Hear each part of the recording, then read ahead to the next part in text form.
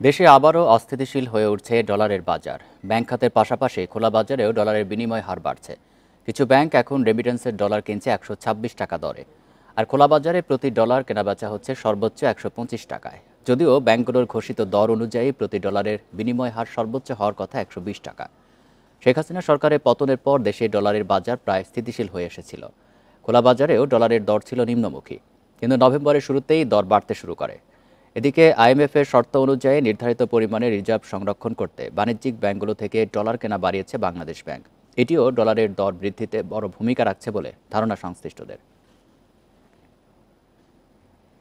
এ নিয়ে আলোচনা করতে রাজধানীর গুলশান থেকে আছেন অর্থনীতিবিদ ওয়াজিদ হাসান শাহ। জনাব ওয়াজিদ হাসান শাহ, আপনাকে স্বাগত জানাচ্ছি ইন্ডিপেন্ডেন্ট সংবাদে।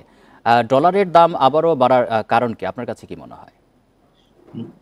অর্থনীতির দৃষ্টিকোণ থেকে কোনো কিছুর দাম তখনই বাড়ে যখন যে সাপ্লাই আছে তার থেকে ডিমান্ডটা বেশি থাকে।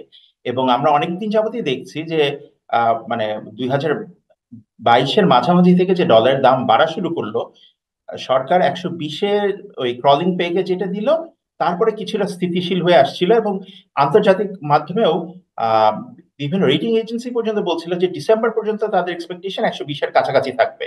এখন দেখা যাচ্ছে হয়তো এই ডিসেম্বরকে ঘিরে অনেক লোকজন বিদেশে যাওয়ার জন্যই হোক, বা আপনার যে প্রতিবেদনে যে কথাটা বললেন যে বাংলাদেশ ব্যাংক বিভিন্ন বাণিজ্যিক ব্যাংক থেকে ডলার কিনছে, এই কারণেই হোক, হঠাৎ করে একটা চাপ বাড়ায় ডলারটা কিছুটা হলে ঊর্ধ্বমুখী হচ্ছে। এবং আপনাদের প্রতিবেদনে যে কথাটা আসছে, বাণিজ্যিক ব্যাংকগুলো যদি রেমিটেন্স 126 করে কেনে, তাহলে তারা 100 মানে যদি 125-এ বিক্রি করে, টেকনিক্যালি কিন্তু লস হওয়ার কথা। যদিও হ্যাঁ, আপনারা বলতে পারেন যে সরকারি প্রণোদনা আছে 2.5%। সুতরাং যে জিনিসটা হচ্ছে, আমাদের এখনো কিন্তু যে স্থিতিশীলতাটা আসা প্রয়োজন, দেখা যাচ্ছে আইএটিএ, ইন্টারন্যাশনাল এয়ারলাইন্স এর যে সংস্থা, তারা অলরেডি বলেছে আমাদের এখনো প্রায় $200 মিলিয়ন শোধ করা বাকি বিভিন্ন ইন্টারন্যাশনাল এয়ারলাইন্স এর কাছে। তার মধ্যে আগে থেকে কমে আসছে, কিন্তু এখনো বাকি।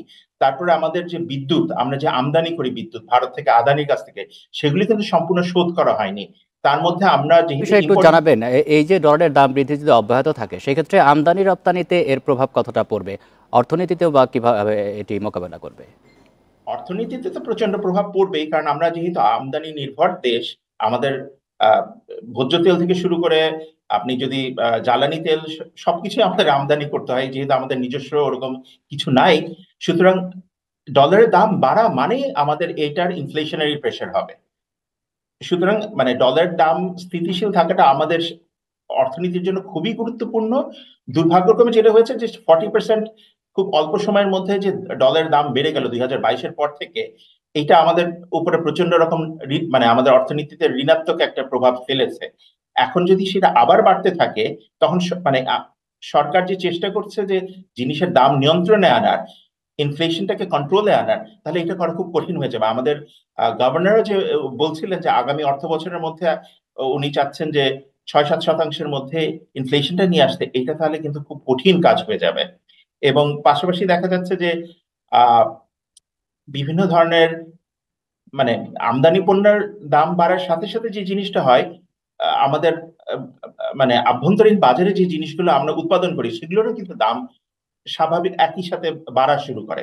তখন এই ইনফ্লেশনটাকে কন্ট্রোলে আনাটা খুব কঠিন হবে।